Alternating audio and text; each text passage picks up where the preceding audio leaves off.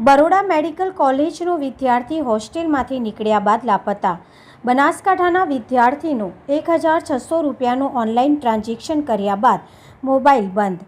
મંગળવારે સાંજે 4 વાગે હોસ્પિટલ કેમ્પસમાંથી નીકળ્યો હોવાનું સીસીટીવીમાં કેદ।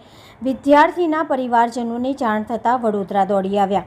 પરિવારે રાવપુરા પોલીસમાં ફરિયાદ નોંધાવી છેલ્લા ટ્રાન્ઝેક્શનની બેંક ડિટેલ્સ અને મોબાઈલ લોકેશનના આધારે પોલીસે વધુ તપાસ શરૂ કરી છે।